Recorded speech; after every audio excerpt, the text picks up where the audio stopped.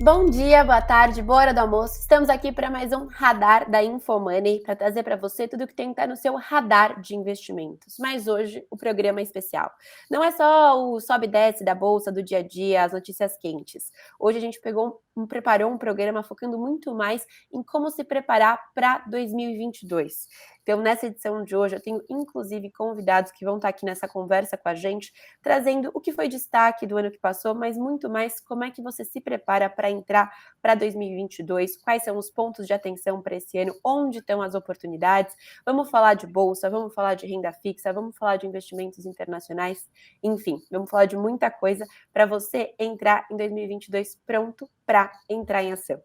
Então, temos muita coisa para falar, sem mais delongas, estou super animada, inclusive, para mostrar a todo mundo que vai estar aqui com a gente hoje nessa edição muito especial, convidados brilhantes que a gente trouxe para essa conversa. Então, Fabão, toca a vinheta e bora para o radar.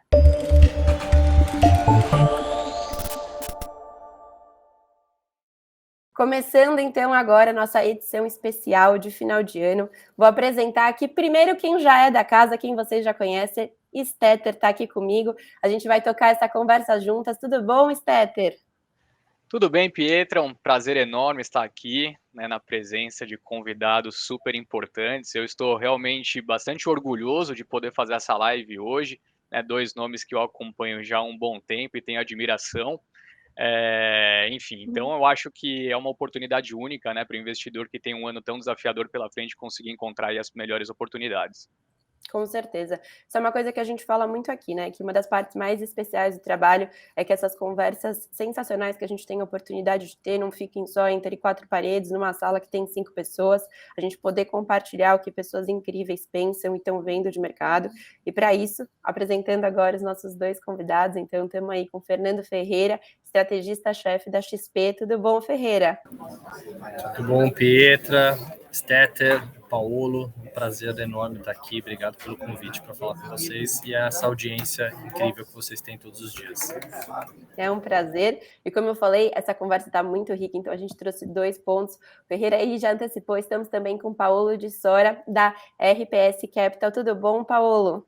Oi, Pietra, Ferreira, Stetter, tudo bem? Prazer enorme estar aqui com vocês, vamos ver se a gente consegue ajudar um pouco essa galera para investir em 2022.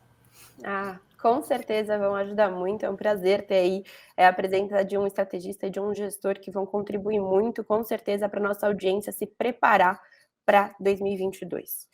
Mas antes da gente entrar em 2022, queria que vocês me ajudassem, na verdade, numa breve recapitulação. Então, sem muita retrospectiva, mas entender assim, o que vocês levam de 2021. A gente viu que o primeiro semestre foi muito diferente do segundo semestre, então, final aí do primeiro semestre, Ibovespa atingindo as máximas, no segundo semestre devolvendo basicamente parte do ganho que a gente tinha acumulado. O que vocês veem desse cenário? O que se concretizou do que vocês esperavam desse ano?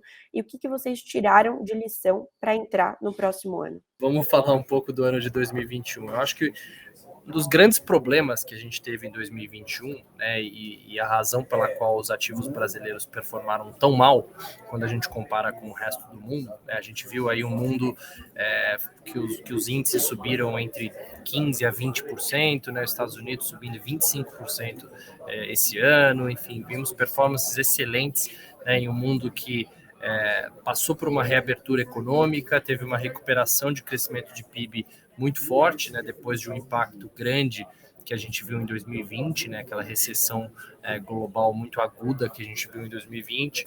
A gente ainda viu um ano com muita liquidez no mundo, juros ainda muito baixos, apesar de que agora a gente já está numa discussão sobre a retirada desses estímulos para o ano que vem, por conta da inflação, que é um fenômeno que veio e não parece ser tão temporário, mas assim, eu diria que para o Brasil, pensando especificamente para o Brasil, já cortando uma longa história e fazendo dela curta, eu acho que é muito uma relação de expectativas versus o realizado.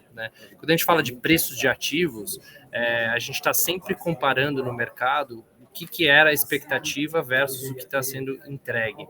Se a gente olha para a expectativa do Brasil exatamente nesse mesmo momento de 2020, a gente enxergava um ano muito bom para o Brasil, a gente e todo o mercado. A gente enxergava um um super ciclo de commodities no mundo, com uma vacinação acelerando no Brasil e acelerando no mundo, uma reabertura econômica que devia impulsionar bastante o PIB brasileiro e o varejo, né? Tínhamos uma expectativa que o varejo ia se beneficiar bastante ao longo desse ano.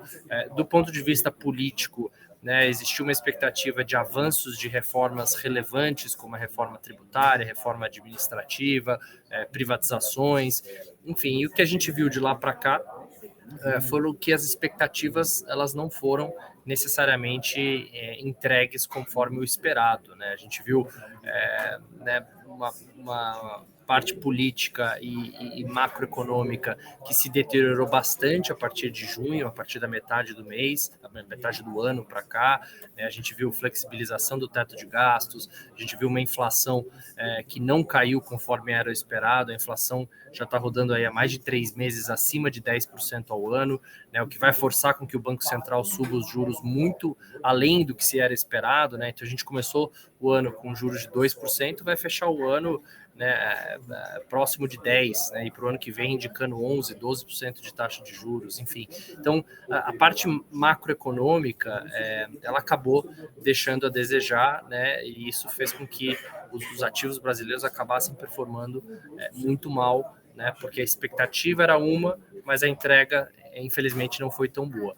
Do ponto de vista microeconômico, a gente continuou vendo bons fundamentos nas empresas brasileiras, né? A gente viu as empresas brasileiras reportando excelentes resultados ao longo desse ano, a gente viu, né, que as empresas brasileiras fizeram um excelente trabalho de redução da dívida, elas têm um balanço muito sólido, mas isso infelizmente não se refletiu na ação de muitas empresas, né, que acabaram vendo quedas relevantes ao longo desse ano, e eu acho que muito por conta desse impacto macro, muito por conta desse aumento de taxa de juros que foi brutal, né? A gente viu taxas de juros de longo prazo saindo da casa de 5%, 6% no começo desse ano para 11%, 12% agora, né? Então, é um aumento de custo de capital brutal que impacta muito, né, o valor das ações na bolsa, impacta o custo da dívida das empresas, impacta o fluxo de investidores que saiu da bolsa, né, a partir dos últimos meses e começou a ir para renda fixa com força, né, e isso gerou uma pressão de venda muito grande nos ativos de risco e na renda variável, enfim. Então, eu começaria falando um pouco dessa retrospectiva, trazendo como era positiva a nossa expectativa no começo desse ano e onde a gente está agora. E acho que isso já dá um pouco da minha visão para o ano que vem, que é a gente está entrando em 2022 com a expectativa lá embaixo. Não poderia ser pior a expectativa do mercado em relação ao Brasil, e isso pode ser um grande alento quando a gente pensa em 2022, mas aí eu vou deixar para a gente discutir isso mais para frente. Antes da gente continuar para ver mais 2022, quero saber se o Paulo está virando o ano no mesmo mood também, Paulo, já com essa perspectiva basicamente frustrada, né, Ferreira? Muito do que você colocou, um sentimento aí de frustração do que era esperado versus o que foi concretizado. É isso do seu lado também, Paulo? Pietra, eu sou velho. Olha a minha barba, a cor da minha barba branca. A minha tendência é aprender menos, porque eu já aprendi no passado. E cada vez eu estou aprendendo um pouco menos, porque eu estou mais experiente. O que as pessoas aprenderam esse ano que eu já sabia? Que o macro importa mais do que o micro. Eu só falo sobre isso há anos e anos e anos. Você vai investir em bolsa? Tem que aprender a ler o cenário macro também, porque importa, e importa cada vez mais no mundo, cada vez mais integrado dos ETFs, dos temas macros, sendo play no mundo inteiro. A gente aprendeu isso absurdamente esse ano. Foi uma lição de humildade para quem dizia que funciona Warren Buffett no Brasil. Isso foi uma das coisas que eu não aprendi porque eu já sabia. O que eu aprendi esse ano? Esse ano eu aprendi que o governo chinês está a fim de mudar mesmo a economia deles para uma transição da infraestrutura, para uma transição para a tecnologia, para uma transição para um PIB mais baixo do que se imaginava e que aceitou um PIB bem mais fraco do que eu imaginava ao longo do segundo semestre. Isso eu não sabia, isso foi uma coisa que eu aprendi e teve um impacto importante na performance das commodities no segundo semestre. Acho que isso foi a coisa que eu mais aprendi ao longo desse ano do ponto de vista top-down macrofatorial, que eu acho que é o mais importante de tudo. Que é uma outra coisa que eu aprendi. Outra coisa que eu aprendi é que está muito difícil de entender o que vai acontecer com a inflação de médio prazo nos Estados Unidos e com o juro nos Estados Unidos. Todas as pessoas muito mais inteligentes do que eu conheço no mercado, passaram o ano apostando que o juro nos Estados Unidos ia subir. E ele não subiu. O juro real nos Estados Unidos hoje é um dos mais baixos da história. Então, eu aprendi a ter humildade e entender o que está acontecendo com o juro americano, que é a variável mais importante de tomada de decisão e investimento no mundo. Se tem uma coisa que é a coisa mais importante de todas, é o que vai acontecer com a taxa livre de risco no mundo, que é o juro americano. E o que eu aprendi é que eu tenho uma dificuldade enorme de entender o que isso vai acontecer. E pessoas muito mais inteligentes do que eu também tiveram uma dificuldade enorme de entender disso. O que eu também não aprendi? Que o Brasil é muito ruim. O Brasil é muito ruim, segue sendo muito ruim e vai continuar sendo muito ruim. Isso é uma coisa que eu também não aprendi, porque eu estou nesse negócio desde a década de 90 e eu nunca vi o Brasil estruturalmente bem. Teve janelas positivas em 2010, em 2003, mas assim, foram janelas muito específicas numa tridécada péssima do Brasil em termos macroeconômicos, em termos fundamentais, e eu acho que a gente não está fazendo nada para mudar o nosso futuro por enquanto. Isso é uma outra coisa que eu não aprendi e que impactou muito a Bolsa Brasil ao longo desse ano. Aprendi também uma outra coisa que é muito importante, diversificar os investimentos para fora do Brasil. Ter investimento fora do Brasil é fundamental. Ter Bolsa Americana é fundamental. Foi o melhor ativo no mundo, disparado, comprar o S&P e passar no caixa. Sem estresse nenhum. Eu e o Ferreirinha passamos anos tentando se matar, identificando aqui oportunidades aqui e ali no Brasil e tal, sendo que o basicão era ter comprado Bolsa Americana, as melhores empresas do mundo e passar no caixa. Então, essa é uma outra coisa que eu aprendi ao longo desse ano, isso eu já sabia, mas acho que reforçou, diversificar os investimentos e ter exposição fora do Brasil, estrutural, de longo prazo. Esse ano mostrou que faz toda a diferença. Muito bom ter essa visão de vocês, assim, do que a gente tirou para esse ano. E aí eu passo a bola para o Stetter. Stetter, o que você quer perguntar agora?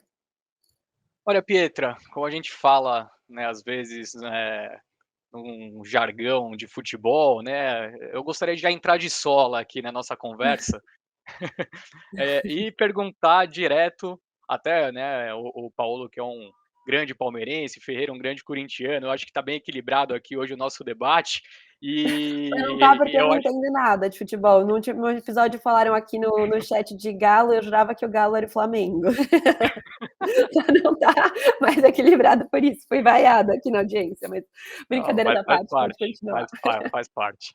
Bom, então eu gostaria de já ser agressivo na primeira pergunta aqui, pessoal, porque, bom, o que o pessoal pensa, né, assim, pelo menos o nosso público, né, a gente recebe muitas perguntas todos os dias quando estamos falando de 2022.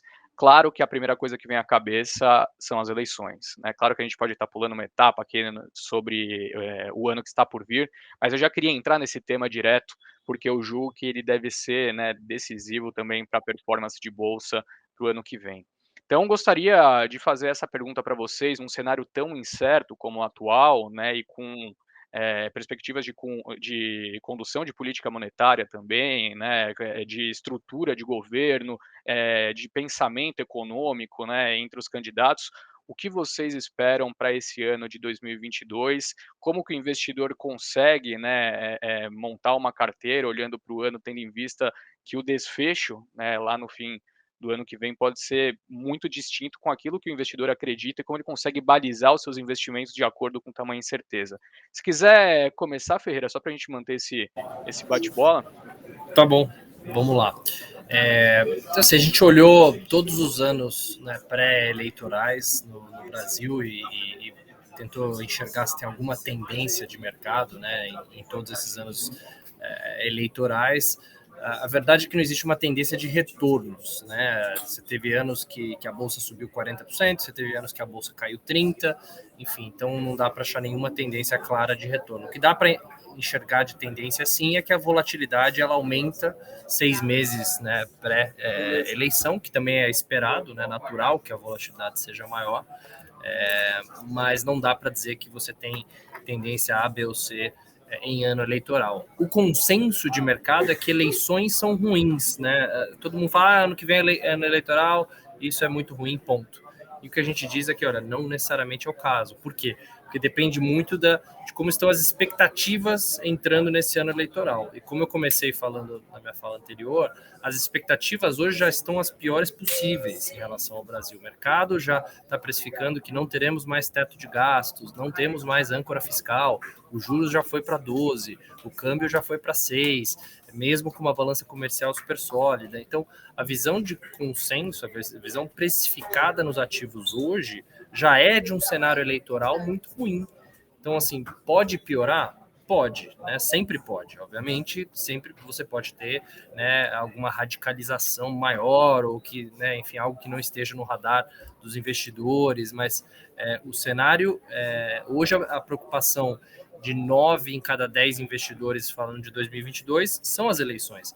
Então eu pergunto, será que esse é um grande risco? Se todo mundo está com isso no radar, geralmente os riscos não vêm de onde a gente mais conhece, onde a gente está olhando, né? Geralmente o risco vem de outro lugar que a gente não estava esperando, como por exemplo a pandemia, né? A gente está olhando para um risco de alta de juros, de repente vem uma pandemia, ou você está olhando para um lado, de repente vem um risco que você não está monitorando. Então, esses riscos me preocupam mais, aqueles que a gente não está esperando. Os riscos esperados, na minha cabeça, eles já estão muito no preço dos ativos brasileiros hoje. Então, qualquer tipo de melhora aqui, né, de candidatos que digam que não vão mudar o arcabouço fiscal, seja o Bolsonaro, Lula, uma terceira via, ou uma aproximação mais ao centro da polarização hoje. Enfim, qualquer melhora, desde que pequena, mesmo que pequena, né, no cenário, isso pode ter um impacto grande no preço dos ativos no ano que vem, positivo, né? Porque o que já está precificado como base é um cenário de polarização, é um cenário de uma probabilidade muito baixa de qualquer candidato da terceira via, é um cenário de que não teremos mais âncora fiscal, não temos, jogamos fora o arcabouço fiscal, enfim, então a expectativa já está lá embaixo, né? Então, gostaria de lembrar as pessoas que a eleição tem a cada 4 anos, então não é algo que surge do nada e é um risco completamente inesperado. Perfeito, Paulo. E sua visão também é similar com essa, né? Você acredita que os ativos de risco já estão precificando um cenário bem negativo? Enfim, qual que é a sua perspectiva para esse ano eleitoral? Eu acho que eu subscrevo 100% o que o Ferreirinha colocou aqui. Eu só acho o seguinte, de novo, né, o macro para o micro. E acho que o macro global, o ano que vem, vai ser bem mais desafiador. Se esse ano foi um ano de S&P para cima todo mês, juro real no low, do low, do low, do low, e busca por ativo de risco desenfreada no mundo, o ano que vem pode ser um ano bem diferente, né? Dentro daquela humildade que eu falei, que eu não consigo entender o que está acontecendo com a taxa de juros, que é o principal fator de risco do mundo, o que acontece com o 10 anos americano.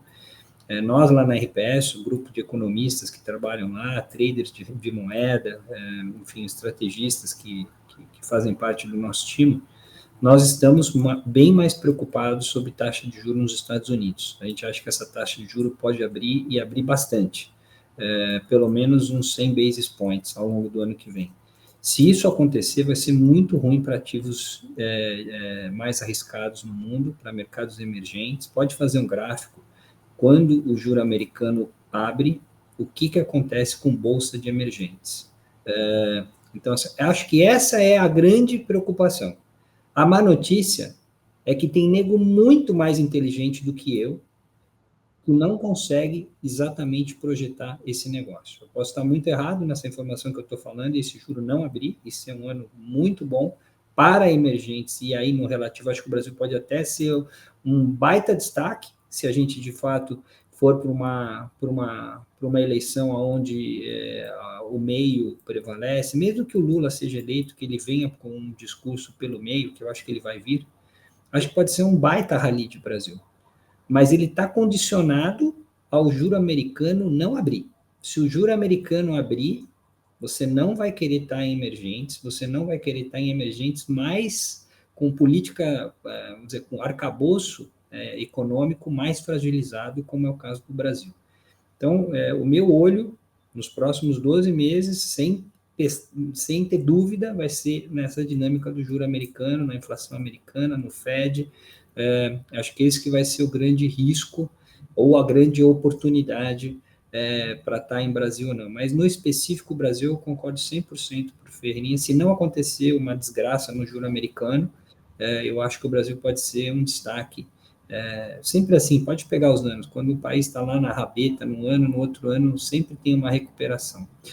No relativo dos ativos, né, nas escolhas que a gente faz, na RPS, a gente pode comprar bolsa, pode comprar juro, pode comprar moeda, a gente pode fazer o que a gente... onde tem mais prêmio, onde tem mais assimetria. No relativo dos ativos, o que a gente acha que tem mais assimetria é o juro, né? Tem uma discussão muito grande, qual que é o juro real no Brasil, né? Se você pegar a NTNB, que o Ferreirinha olha com bastante carinho e tem que olhar, porque é a taxa de nível de risco Brasil, né? A NTNB brasileira está lá, 5% de juro real, alguma coisa do tipo, né? Só que o juro pré-fixado, que é um juro mais sofisticado, que é um juro menos poluído por compra de juro real feita por investidor institucional no Brasil, fundos de pensão, o juro real embutido na pré-brasileira é um juro real de 6% a 7%. Porque, assim, se o Banco Central brasileiro não perder a âncora, não perder a meta fiscal de inflação, vamos admitir que ele vai trabalhar no topo da meta, que seria 5%, alguma coisa do tipo. Se a inflação brasileira vai ser, no próximo ano, 1 ano e meio, o topo da meta do mandato do Banco Central, e ele não vai perder o topo da meta, o pré está embutindo um juro real de 6,5%, 6,5%. Com 6,5% de juro real, a bolsa não está barata. Ela está ok com 5%, acho que é para encher a mão. Ela não está ok com 6,5%, ela está muito cara. Então, por isso que eu acho que o melhor ativo para fazer uma aposta positiva no Brasil é mais no juro do que na bolsa. Claro que aí depois a gente pode entrar em detalhes específicos de papéis A, B ou C, que podem já estar embutindo um juro real muito maior do que esse 6,5%, 7% que está na pré, mas assim, no overall de bolsa doméstica, eu acho que ainda tem uma correção para ser feita se o juro real brasileiro for de fato 6,5%, 7% e não o 5% da NTNB. Então, acho que essa é uma colocação importante para fazer aí no relativo. Mas, em termos de sentimento, eu concordo 100%. Eu acho que as pessoas já estão super pessimistas, os investidores já estão super pessimistas e muita coisa ruim já está no preço do Brasil. Só não está uma mudança no cenário internacional. Ótimo. E você já deu a deixa, Paulo, para a próxima pergunta que eu ia fazer, que era exatamente se a bolsa estava barata. Acho que a gente já conseguiu pegar aí a sua percepção. Vou pedir. Mas dá para elaborar bem mais em relação a esse assunto. Dá eu acho que é uma ótima deixa para a gente entrar nessa discussão entre entender qual que é o ponto de vista de cada um, se a bolsa está barata ou não. E aí mesmo acho que vale a pena a gente falar de bolsa e também de oportunidades, por exemplo. Falam muito que as estatais são papéis que estão baratos agora. Mas faz sentido a gente entrar em estatal agora? Assim, o que está barato, que faz sentido se investir nesse momento? Acho que essa é a pergunta, né? Vou deixar aí, não sei, vou deixar o Ferreira, então, dar a visão dele para a gente continuar esse... Vamos inverter dessa vez, vamos deixar o Paulo começar. Então, Paulo, vou voltar para você. Facilitou a minha vida agora, hein? Sempre falar antes é mais fácil.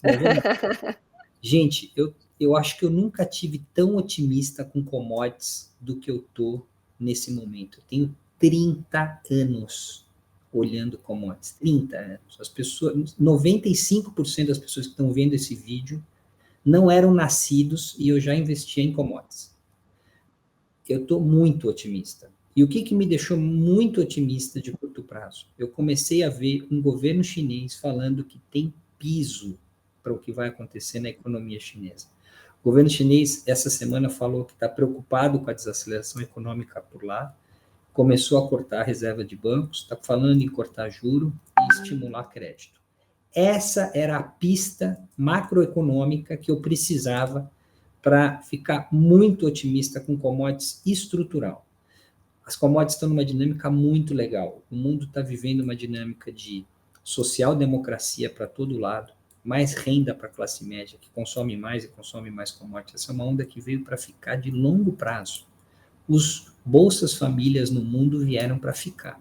E as pessoas de classe média, média baixa, que não tiveram renda nos últimos 10 anos, vão ter mais renda, na minha opinião, e vão consumir mais commodities. Estamos no meio de uma mega transição energética que vai envolver investimentos em infraestrutura bizarros nos próximos muitos anos para a gente conseguir mudar a nossa matriz econômica e ser um planeta com energia mais limpa. Né? Isso vai demandar investimentos bizarros. Nessa COP26 que aconteceu algumas semanas atrás, se levantou um número de 10 trilhões de dólares por ano de investimento em infraestrutura na energia renovável. Vai ser demanda de commodities na veia. Nós estamos no meio de um mega ciclo de housing no mundo. Todo mundo só fala sobre a Evergrande, sobre as casas chinesas, e acho que elas são importantes sim, mas tem um monte de casas sendo construídas no Brasil, na Europa, nos Estados Unidos, e em todos os lugares. Um baita ciclo de housing que dura pelo menos 2 anos.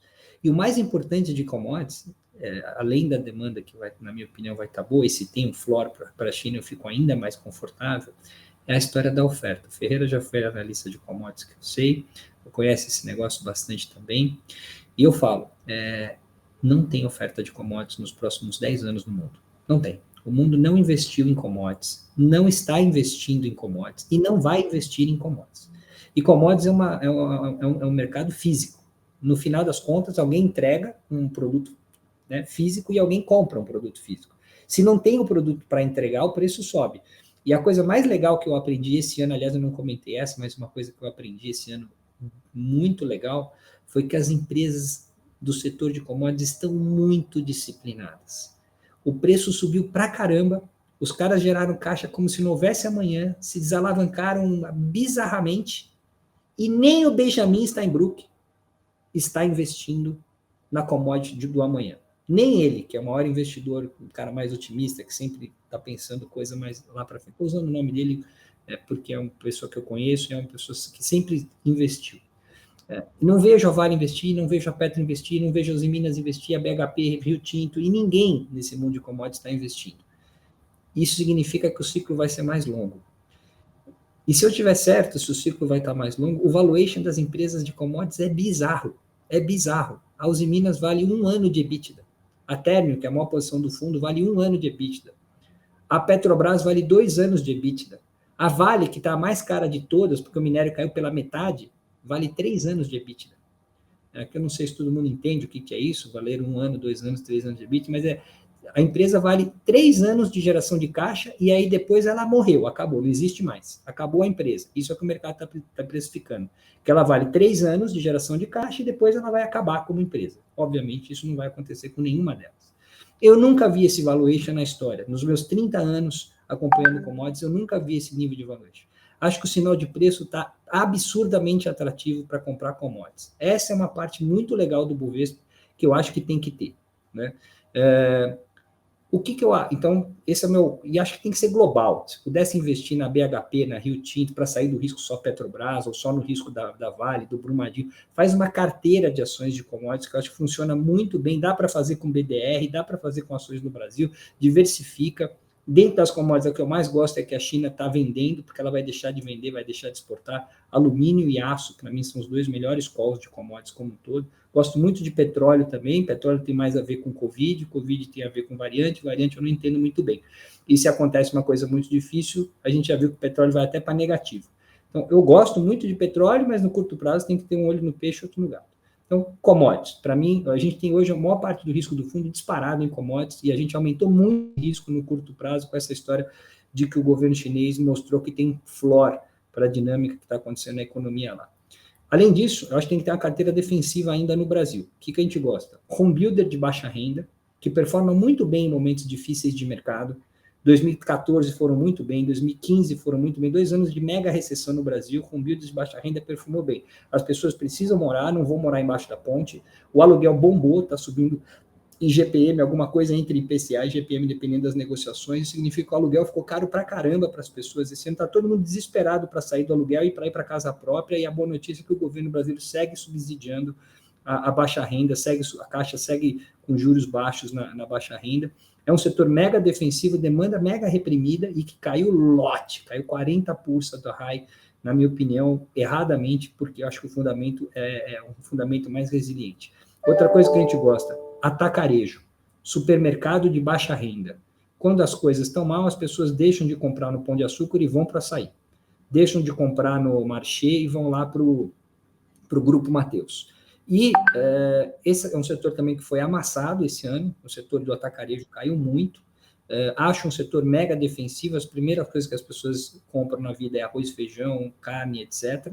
Isso, mesmo na crise, não tem como não comprar. Então, é um setor que a gente chama de staple, né? Muito estável e que caiu muito. Então, eu estou procurando coisas que são estáveis, boas, que não sofrem com crise e que caíram muito. Dei 2 exemplos aqui e mais um terceiro exemplo. Energia renovável. O mundo está passando por uma transição energética para energia renovável. Existem boas empresas ligadas ao setor de energia renovável no Bovespa. Eneva, Ômega, e acho que essas ações caíram muito no curto prazo, sofrendo bastante com juros, sofrendo até coisas específicas no caso de Ômega. Acho uma boa oportunidade para quem gosta de investir em energia renovável, que é o futuro, aproveitar essa oportunidade de investimento nesse setor, e dei 2 exemplos aqui.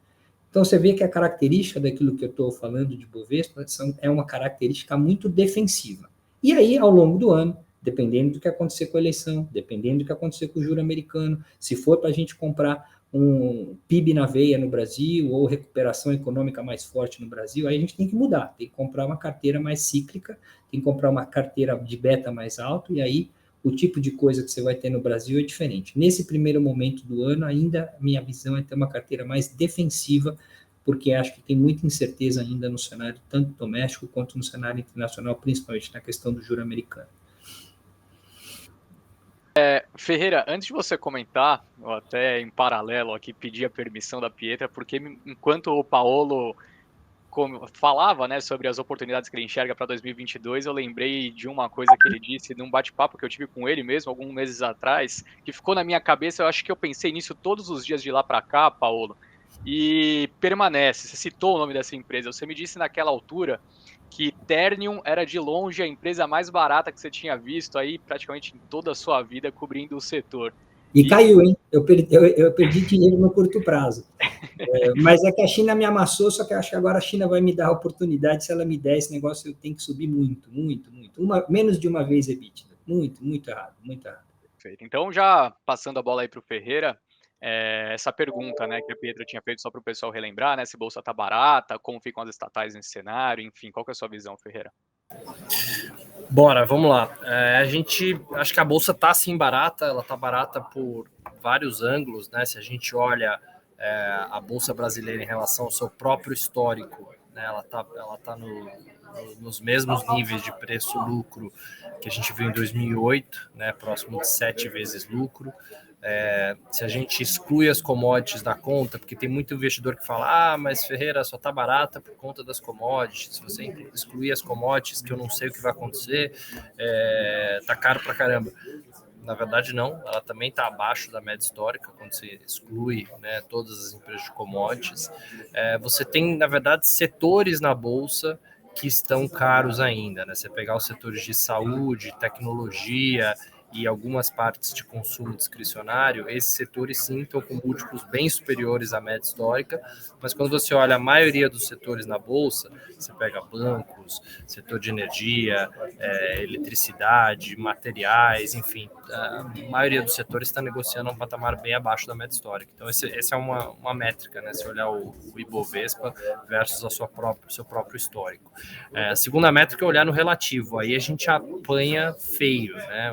Hoje a gente está negociando com 60% de desconto em relação ao S&P, a média histórica é 25, 30, mas acho que nem dá para considerar, porque o S&P é um outro bicho, né? Muito tecnologia, mas mesmo se a gente olha em relação a mercados emergentes, a gente está negociando a mais de 30% de desconto em relação a emergentes, e também o índice de emergentes virou um índice mais de tecnologia, mas a gente também está negociando um desconto grande no relativo, né, a outras bolsas. Você pode pegar o México, outras bolsas emergentes, e ver que a gente também está com um patamar de valuation bem abaixo, né, de outras bolsas. Então, a terceira comparação que a gente faz é em relação à renda fixa, né? Então a gente pega os juros da NTN-B, que o Paulo falou, que está hoje em 5, né, 5 e alguma coisa, IPCA mais 5, e a gente compara contra o yield da bolsa, né, o famoso earnings yield, que é você inverter a relação de preço sobre lucro, ver quanto que a bolsa daria de yield, comparar isso com o juro real. Esse spread está no maior valor histórico aí dos últimos anos, que é o mesmo valor que a gente viu durante a pandemia, né, ali março de 2020, né, o auge, né, da pandemia, onde eu lembro de todos os circuit breakers, essa relação de yield da bolsa versus a renda fixa chegou a bater esses mesmos 8% que a gente está agora, e a média histórica dessa relação é que a bolsa paga entre 4% a 5% acima do juro real. Hoje a gente está quase 8% acima. Mas muito dessa discussão do Ibovespa barato vem do que o Paulo falou do começo, que são as commodities, né? As commodities, sim, estão com valuation muito, muito baixo. E caso, né, como ele falou, o mundo não acabe, a gente, na verdade, né, vai enxergar um ciclo de commodities muito favorável, né? Caso a China estimule a sua economia, como eles estão dando indicações de que vão fazer para o ano que vem, eles têm espaço para isso, né? Espaço fiscal e monetário para estimular a sua economia, a demanda de commodities não vai colapsar, né? Ela colapsou recentemente muito por conta de um fator conjuntural, né? Que são as Olimpíadas de Inverno. A China reduziu na marra, né, a produção de aço, reduziu na marra todas as fábricas que usam, né, carvão como fonte de eletricidade, enfim, isso muito para diminuir a poluição do país. Mas a gente não acha que estruturalmente a China vai produzir 30% a menos de aço, como foi a queda esse ano, né? Foi uma queda muito abrupta, que a gente não acha que foi uma queda estrutural, me parece muito mais conjuntural. Então, Brasil respondendo, o Brasil sim está barato, em qualquer métrica que a gente olha, seja no absoluto, no relativo, em relação à renda fixa. O setor mais barato, sem dúvida nenhuma, é o setor de commodities, mas não é o único, né? Tem outros setores da Bolsa que também estão muito baratos. E aí, só para terminar, outros dois temas que a gente gosta, além do tema de commodities, que eu acho que já ficou claro. O segundo são empresas com suas próprias forças e teses seculares de crescimento, que não dependem tanto do macro, porque a gente vê um macro mais desafiador no Brasil no ano que vem. A gente já está entrando em 2022 em uma recessão, né? Quando você olha os dados recentes, já estão indicando uma recessão corrente no Brasil, ainda pequena, mas a gente não deve ter um ano de crescimento ano que vem, com juros ainda, né, muito elevados, batendo 2 dígitos, e uma inflação que vai demorar um pouco a cair. Então é um ano mais desafiador do ponto de vista macroeconômico, por isso que a gente está olhando para empresas que não dependam tanto do macro e que tenham suas próprias, né, forças de crescimento. Por isso que a parte de varejo, a gente é muito seletivo no que a gente gosta dentro de varejo. Esse ano todo a gente não teve varejo e-commerce nas nossas carteiras, né, e foi uma decisão acertada. A gente teve lojas americanas, mas acabou tirando ao longo do ano, e o setor performou muito pior desde então. A gente prefere, dentro do varejo, histórias como as empresas de atacarejo, como o próprio Paulo mencionou, né, Açaí e Mateus, que a gente gosta bastante, mas também o varejo de alta renda, né, as empresas que vendem para um consumidor que está bem, que tem ativos e que não está sofrendo essa pressão de renda tão grande. E aí eu cito os casos, né, de Vivara, da própria Grupo Soma, Arezzo, enfim, essas empresas estão reportando resultados excelentes e devem continuar, elas têm suas próprias dinâmicas de crescimento. Tem várias outras na Bolsa, né? Acho que a Bolsa brasileira tem essa característica de ter empresas muito boas, de altíssima qualidade, que tem essas dinâmicas de longo prazo estruturais estruturais de crescimento. A terceira tese, que é uma tese menor, eu diria, dentro das nossas carteiras, mas que a gente também está de olho, são papéis de empresas de qualidade que sofreram demais. E aí são as oportunidades específicas que a gente chama, mas aqui a gente tem que tomar muito cuidado. Então, o que eu venho falando recentemente é cuidado com o caiu comprou. Né? Não é porque a bolsa está barata que qualquer papel que você comprar na bolsa vai subir 30%, 40%. A gente tem que tomar muito cuidado, ser muito seletivo no que a gente compra, porque caso os juros continuem elevados no Brasil, caso a gente continue tendo juros de 12%, 13% ao ano, tem muita empresa que vai sofrer bastante ao longo dos próximos anos. Né? O custo de dívida vai aumentar, o custo do crescimento vai aumentar, os projetos vão ficar mais caros, enfim, tem várias empresas que vão sofrer bastante com juros de 2 dígitos estrutural no Brasil. Então, a gente separa bastante, né, e olha quais são empresas que têm um balanço sólido, que não tem muita dívida, que estão em setores também sólidos e que as ações sofreram muito ao longo dos últimos meses. Uma dessas ações que tem performado bem recentemente, que a gente continua gostando, é o Banco do Brasil. O Banco do Brasil sofreu demais ao longo desse ano, principalmente no começo do ano, né, com as intervenções que a gente viu por parte do governo. Enfim, a gente viu o valuation do Banco do Brasil caindo a níveis muito, muito baixos, que a gente não via há vários anos, né, ou talvez décadas, e na nossa cabeça que chegou num ponto que a ação já estava precificando um cenário extremamente ruim, né, sendo que o Banco do Brasil é um dos bancos que tem a carteira de crédito mais defensivas, dado a grande exposição ao setor agrícola, que continua indo muito bem no Brasil.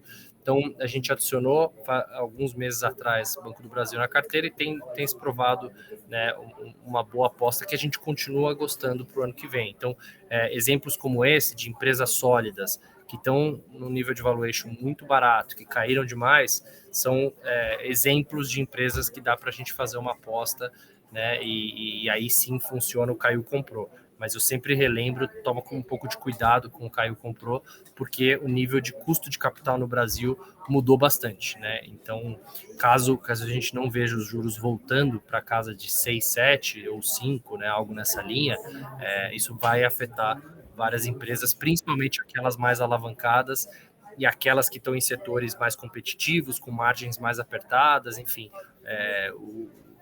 Os juros, na minha opinião, acho que é um dos preços mais importantes da economia, sem dúvida nenhuma, é juros. Então, por isso que eu concordo com o Paulo do ponto de vista global. Caso os juros lá fora subam de uma forma relevante, isso é um risco muito grande para mercados emergentes, porque nos últimos vários anos a gente vem observando um mundo que tem uma liquidez muito abundante e com juros zero ou juros negativos do ponto de vista real, né, quando a gente tira a inflação. Então, no Brasil, a gente não viu isso, a gente viu o contrário, a gente viu os juros subindo demais ao longo de 2021, e isso, sem dúvida nenhuma, vai ter impacto para várias empresas, vários setores. Bem legal, Ferreira, eu acho esse comentário que você fez, ele é bem interessante, né, porque a partir do momento que a gente observa, né, tudo que vocês trouxeram de ideias, a gente percebe que o posicionamento, obviamente, ele é muito condicionado ao que o cenário que vai se desenvolvendo ao longo do ano te apresenta, né? Então, eu acho que esse é um ponto super importante que, nesse momento, claro, tem uma dificuldade de projeção. É claro que a gente tem que iniciar o ano com algumas perspectivas, mas olhando para frente, é claro que há uma diferença muito grande do que seria um cenário otimista, né, para o fim do ano, que seria um cenário pessimista, enfim. E até nessa linha, é normal, né, a gente vê diversas casas, né, de análise, principalmente sell side, projetando, né, preço de bolsa para 2022.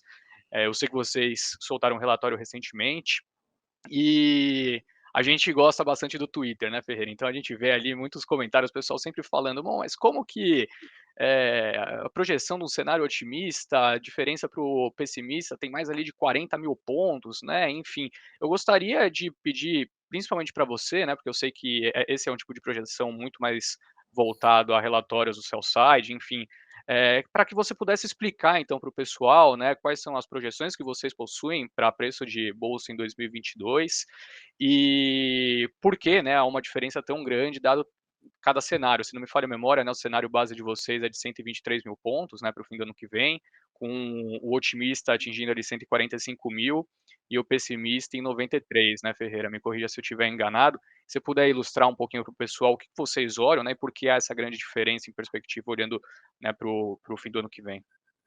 Beleza, vamos lá. Essa é a pergunta que sempre gera bastante emoções ali acaloradas, né, no Twitter. É uma das partes mais hercúleas, né, de ser um estrategista do sell side é ter que projetar a bolsa e não tem jeito, faz parte do trabalho, né? É uma demanda muito grande para a gente ter um preço-alvo para a bolsa, que é algo muito difícil, como você bem mencionou, Stetter, é algo muito dinâmico, né? Porque você pega esse ano, por exemplo, né? O custo de capital no Brasil saiu de 6 para 12, né? E ninguém esperava que fosse mexer tanto em tão pouco tempo. Foi um dos apertos monetários, né, de condições monetárias mais fortes que a gente teve, mais rápidos, né, na história, quando você pega das últimas décadas, o que a gente viu durante esse ano. Então, obviamente, isso tem um impacto muito grande no valor justo das ações e, por consequência, no valor justo do Ibovespa, né? Então, esse cenário é muito dinâmico, por isso que a gente atualiza essas projeções todos os meses, e aí todo mundo fala, mas o analista fica mudando todos os meses. Na verdade é isso, a gente atualiza as contas de valor justo, né, como a turma do buy side faz também dos fundos, e caso o cenário mude, você atualiza o seu cenário, né? Não é tão simples quanto isso, não é uma bola de cristal que a gente olha para o ano que vem e aponta o dedo para um lado e fala a bolsa vai estar em tal lugar. Não, é com as condições atuais, onde a gente enxerga o valor justo, né, daqui 6 meses ou daqui 12 meses. No valor justo que a gente enxerga no cenário base, que inclui uma pequena melhora, né, uma melhora muito pequena versus o que a gente tem hoje em relação à valuation da bolsa, em relação à taxa de juros real que a gente está vendo, né, e usando as premissas de consenso para crescimento de lucro, crescimento de receita, etc., a gente enxerga, né, esses 123 mil pontos. Então, diria que o cenário base ele praticamente não assume nenhuma melhora.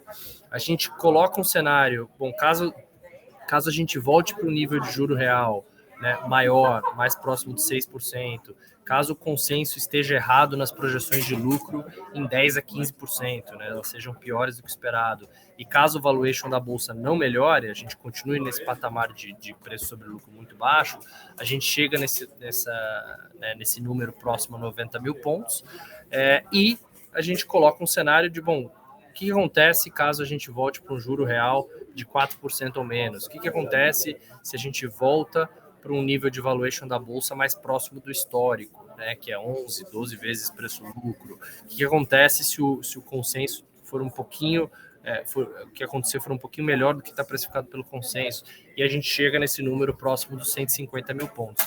O que essa análise de cenário indica para a gente? Por que ela é tão valiosa, na minha opinião, apesar dos números em si poderem mudar ao longo do tempo? Ela indica, na minha visão, que o que está precificado hoje já é um cenário muito mais, né, para o cenário pessimista do que o cenário otimista. Então, ela indica que o risco-retorno no nível de preço atual é muito favorável. Então, é assim que a gente tem que ler essas projeções, né? Mostrando, olha, hoje a gente está muito mais próximo de precificar o cenário pessimista do que um cenário otimista.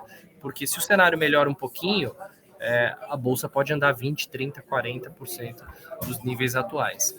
Se o cenário piorar, ela cai uns 10%, 10%, 15% do nível atual. Então, o que tem para ganhar é muito superior do que a gente teria para perder caso o cenário se deteriore. Então, acho que é um pouco essa a mensagem. Perfeito. Paulo, você tem algum comentário também sobre isso? Assim, vocês têm alguma estimativa, projeção para 2022? Ou um cenário... Projetar câmbio, projetar target de Bovespa, eu deixo para o Ferreirinha, estou fora total, isso aí não quero participar. Eu só volto naquela observação que eu falei em relação ao juro real. Se o juro real é 5,5, 5, a bolsa está, eu acho mesmo barata. Se for 6,5, eu acho que ela não está tão barata, não. E, portanto, eu acho que o juro vai ter que fechar um pouquinho mais para a bolsa brasileira, de fato, ficar mais barata. E a bolsa mais barata de todas, na minha opinião, é disparada as commodities. Acho que os bancos são baratos, um motivo muito forte para ser barato. O motivo é esse aqui, isso que a gente está fazendo aqui, causa o fato dos bancos serem baratos, a disrupção econômica que está acontecendo, disrupção financeira, o ataque nos pockets dos bancos. Então, acho que é uma coisa estrutural, e isso justifica bancos no mundo estarem baratos. Não é só Brasil, não. Você pega um banco na Europa, é tão barato quanto um banco no Brasil, ou até mais barato. Então, assim, tem alguns setores que são estruturalmente baratos e vão seguir, e acho que tem que ser bem seletivo. Uma das coisas que eu também não falei, que eu não aprendi porque eu já sabia, mas é importante para os investidores que estão na curva de aprendizado, e anotando no caderninho, né, dos anos que está investindo e está aprendendo, assim, quando o cenário fica mais desafiador, de juro, de inflação, e de novo, não precisa ser macroeconomista, genial, a gente falou, o juro foi abrindo no Brasil ao longo do ano, né, a economia foi deteriorando ao longo do ano, aí o PIB ia ser 3, ia ser 5, 6, vai fechar 4, o ano que vem ia ser 3, vai ser 0, então foi deteriorando o cenário macroeconômico do Brasil. Quando isso acontece, não é legal ter small caps. Não é legal ter small caps. E o investidor esse ano aprendeu, a duras penas, quem tinha, de que quando é a hora de comprar small cap. Não é nesse cenário, quando as condições financeiras se deterioram, o PIB afunda, e você tem busca por liquidez. E provavelmente o investidor vai aprender, se o cenário melhorar e ficar bacana e voltar lá, queda de taxa de juro, otimismo, as pessoas voltarem a vender renda fixa e começar a comprar renda variável, que vai acontecer, a economia é cíclica, ela vive de ciclos, e esse ciclo de melhora vai acontecer, não sei se o ano que vem ou no outro ano, mas vai acontecer. Aí vai ser a hora de comprar small cap de novo. Então, lembrar sobre o que aprendeu esse ano em relação a small caps. Aliás, a gente está vivendo uma enciclopédia de aprendizado, né, nesses investidores que estão na Bolsa aí, né, nos últimos anos, né, um aprendizado absurdo, assim, nunca teve tanta aula de crise global, de crise local, de curva de juros subindo no Brasil, curva de juros caindo no Brasil, foi um festival de variável macroeconômica acontecendo e os impactos que isso tem na Bolsa, e nos outros ativos, obviamente, mas na Bolsa aqui, que acho que é o principal do que a gente está falando, né? Então, foi uma baita aula de aprendizado de longo prazo, de como entender o cenário macro e como é que isso impacta as diversas teses, né, de Bolsa. E acho que eu só queria lembrar essa questão das small caps. Cuidado com elas no curto prazo. Não é hora de ter small caps ainda. Se o juro voltar a cair, e cair mais, aí sim vai ser a hora. Uma curva de aprendizado andando muito rápida, né, Paulo? Com muita coisa acontecendo num curto espaço de tempo. Acho que esses últimos 2 anos aí, de fato, foi uma aceleração, né? A gente viu a quantidade de pessoas chegando na Bolsa, que a gente viu que é um movimento muito saudável, inclusive para desenvolver o nosso mercado aqui de capitais no Brasil, também para o próprio investidor, pessoa física, ter mais propriedade, mais conhecimento, né? Conhecer uma nova forma de investimento.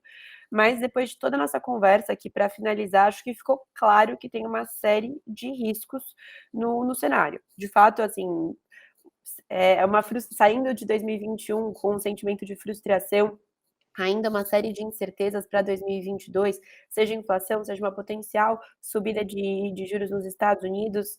E aí, frente a tudo isso, eu vou trazer de novo uma pergunta que você falou no começo da nossa conversa, que foi a diversificação. Então, colocado todo esse cenário, e aí para a gente deixar aí, na verdade, quase se pode se dizer de alguma forma, uma instrução para o investidor. Como que ele se protege, e acho que a resposta básica é diversificação, mas como ele diversifica dentro desses cenários? Acho que setores de bolsa, a gente já falou, quais são os setores que são favoritos de cada um de vocês dois, mas vou deixar o Paulo, então, começar como ele enxerga essa diversificação entre investimentos internacionais frente às dúvidas de subida de juros dos Estados Unidos e também uma eventual renda fixa, que eu não sei se você chega a olhar ou se você entende que faz sentido o investidor pessoa física olhar nesse momento. Acho que eu falei já tudo e acho que é só resumir, né? Então, assim, acho que tem que ter bolsa nos Estados Unidos. Quando o juros sobe nos Estados Unidos, pelo bom motivo, que a economia está saudável, pujante, o pleno emprego está presente, normalmente não é ruim para a bolsa americana, né? Ela é ruim para as outras bolsas, dos lugares mais frágeis. Mas para a Bolsa Americana não é ruim. Não acho que o ano que vem a Bolsa Americana vai subir os 30% que subiu esse ano, mas acho que pode ser ainda um ano bem ok de Bolsa nos Estados Unidos, fazer uma seleção de empresas mais sólidas, evitar essas mais arriscadas, essas que têm um valuation muito no longo prazo, porque essas sim sofrem mais no ambiente de juro abrindo. Então, não acho que é hora de ter, vou dar um exemplo aqui, Tesla da vida. Não é hora de ter Tesla. Não é hora de ter Bitcoin, na minha opinião. Não é hora de ter Bitcoin. Não sou especialista no assunto, mas quando o juro sobe, esses ativos mais exóticos normalmente tradam mal. Então, se o risco é o juro americano, não é legal ter isso. Mas acho que é legal ter bolsa sim e preferir as campeãs, as Google da vida, a Microsoft da vida, o Facebook é uma que a gente gosta muito lá, que caiu bastante esse ano no relativo, no absoluto subiu, mesmo relativo ao seu próprio lucro caiu bastante. Então eu teria essa bolsa, acho que a bolsa americana é uma boa bolsa, o S&P propriamente dito. Eu acho que no Brasil todo mundo está fazendo um movimento correto, eu estou vendo as pessoas fazerem, aproveitar títulos pré-fixados incentivados, porque de fato a pré está bastante alta no Brasil, na minha opinião.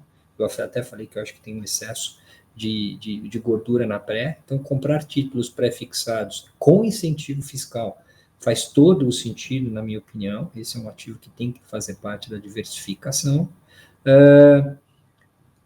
Eu acho assim, Bolsa Brasil, eu gosto muito das commodities, é uma diversificação, comprar uma cesta de ações de empresas de commodities na Bolsa, eu acho que vai te diversificar, vai te dar essa exposição a essa questão da China, vai te dar uma exposição a um setor que tem um yield muito alto, que as empresas estão pagando muito dividendo,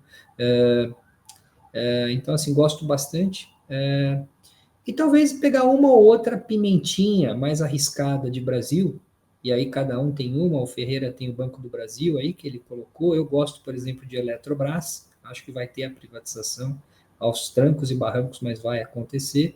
Aí talvez pegaria uma pimentinha, uma coisa mais exótica, uma coisa mais arriscada, para ser o famoso pode dobrar, pode triplicar da carteira, que é sempre legal ter. Cada um faz a sua escolha, porque se der o Moro, se der um caminho do meio, ou mesmo se o Lula vier com um discurso mais centrista, que eu acho que ao fim ele vai acabar vindo, pode ter um rally interessante de alguns ativos que caíram demais, né? Acho que o timing vai ser difícil, acho que essa é a parte da carteira que tem que deixar para o longo prazo, não é uma coisa que você vai olhar essa semana, o mês que vem, daqui 2 meses para ver se ganhou dinheiro, é um dinheiro para deixar para o longo prazo, escolher talvez 1 ou 2 ativos desses mais arriscados, pode ser uma Petrobras, pode ser uma Eletrobras, pode ser uma small cap que você tem uma paixão muito grande, que você conhece bastante e acha que é muito legal, tem várias que estão na Bolsa, inclusive empresas novas que vieram para a Bolsa recentemente, e assim eu faria a minha diversificação, e acho que diversificação, para quem não quer investir em fundo, para quem gosta de fundo, investe na RPS, a gente é um fundo que vai bem quando a Bolsa está boa, vai razoável para bem quando a Bolsa vai mal, nós temos um baita time lá de especialistas que buscam essa diversificação profissional dentro da nossa carteira de investimento. Tem outros fundos multimercados muito legais aí na Bolsa, fundos long only também, incríveis. Acho que é o segredo é diversificar. Eu aprendi nesses 30 anos assim que o bom e o dinheiro grosso que você faz no longo prazo é aquele que você diversifica e que você não morre quando a coisa dá ruim, né? Como a maior parte das pessoas que estão aqui são jovens, pensa que você tem que construir a sua poupança, para daqui 20, 30 anos. Não acha que você vai ficar milionário o ano que vem, porque isso é balela, não vai acontecer. E se acontecer foi por pura sorte, ou por excesso de risco, que eu não acho legal de fazer. Então diversifique, tenha consistência, saiba qual é o seu apetite de risco e pense no longo prazo. Então, antes de passar para o Ferreira, só uma dúvida. Você falou de China. Você vê China nesse cenário de diversificação também ou ainda não? Eu, assim, estou começando a querer comprar os Alibaba da vida, sabe? Estou começando, assim, estou preferindo as commodities, que eu tenho mais afinidade, mas eu estou achando que a China, bobear, vai ser o destaque em 2022. Perfeito.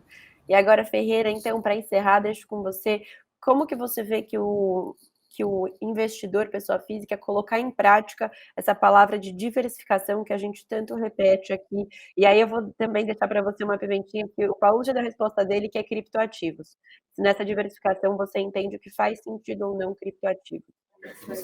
Tá bom, vamos lá. Acho que o Paulo já falou bastante sobre diversificação, eu concordo muito com o que ele disse. Eu vou trazer um ponto aqui que é importante o investidor, pessoa física, estar ciente, que é o papel dos multimercados dentro de uma carteira diversificada. Então, esse ano a gente viu muitos investidores saindo de fundos multimercados, saindo de fundos de ações, porque dizem, esses gestores não sabem bater o CDI, esses gestores não sabem bater a inflação.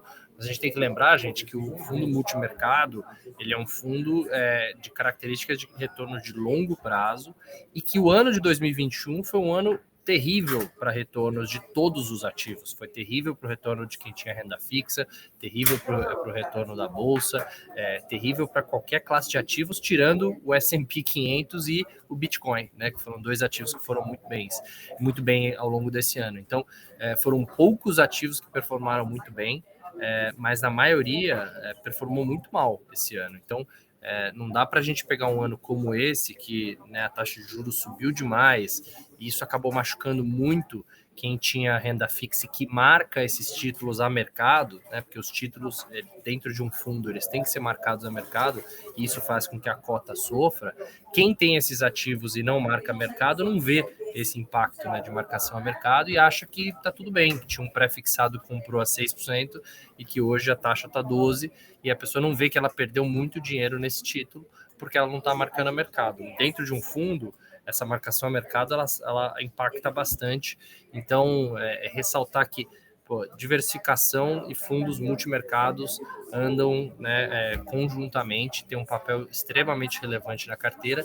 E aí, para responder sobre os criptoativos, acho que sim, acho que é para ter nas carteiras, talvez um pouco mais para quem acredita mais na tese, ou um pouco menos para quem acredita menos. Para quem não acredita, melhor não ter, mas o percentual que a gente diz aqui, a gente até rouba isso da Hashdex, né? Entre 2% a 5% no máximo, dado o tamanho da volatilidade das criptos, né? Então, muita gente está começando a investir em criptos, obviamente olha para trás, olha para esse retorno muito alto e quer já colocar um percentual muito elevado, mas a gente viu o Bitcoin, ele cai 30% num fim de semana, né? Então, colocar um dinheiro muito relevante, que você vá precisar desse dinheiro ao longo dos próximos 12 meses, não faz sentido. Por isso que a alocação ela tem que ser pequenininha para a gente conseguir conviver com essa volatilidade grande, né, das criptos, que só no Bitcoin essa vol é acima de 100%, né, enquanto que a vol de bolsa é em torno de 30%, né, então é mais de 3 vezes superior à volatilidade da bolsa. Então, a gente acredita bastante na tese, sim, mas com um percentual que seja condizente com essa volatilidade muito elevada dessa classe de ativos.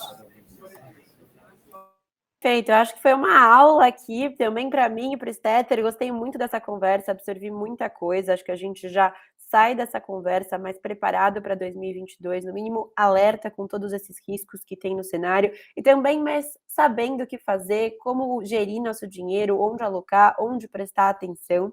Então eu quero agradecer muito a participação de vocês. Stetter, quer fazer alguma consideração final? Também abro depois para os outros. Quer começar, Stetter, com alguma consideração? Claro, vamos lá.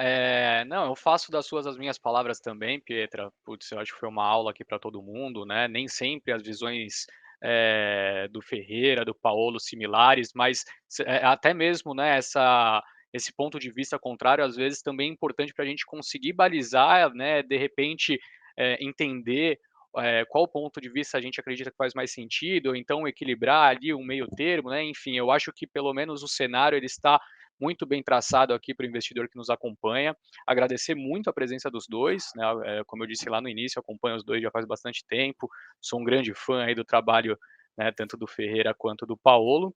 E também, por fim, né, desejar um feliz ano novo também para todo mundo que está nos acompanhando, né? Enfim, que seja um ano muito mais tranquilo do que os últimos dois, que seja um ano aí de paz, né? Talvez com os investimentos nem tanto, mas na nossa vida pessoal, saúde, enfim. Gostaria de agradecer também ao pessoal que nos acompanha. E, bom, estou bem honrado de ter feito essa live hoje e espero que 2022 seja um ano, então, muito mais tranquilo para todos nós, pelo menos no ponto de vista pessoal. De finanças, espero também, mas não coloco minha mão no fogo como conclusão de tudo isso daqui. Bom, Desculpa, Paulo, pode continuar. Furei o Ferreira aqui. Dele. Vamos lá. Então, é isso. Desejar um próximo 2022 para todos. Um ano de muito aprendizado também. Lembrar de anotar tudo que aprendeu nesse último ano, que foi muita coisa para todo mundo. Colocar no caderninho. Eu faço isso há 30 anos. Tenho um super caderno que eu não mostro para ninguém. Com tudo que eu fui errando e fui aprendendo ao longo dos anos, eu vou guardando lá para mim. Esse ano eu anotei mais algumas coisas que eu comentei aqui. E acho que 2022 vai ser um ano melhor. Estou com essa intuição, estou com o Ferreira nesse sentido de Brasil, e estou preocupado um pouco mais com esse juro americano.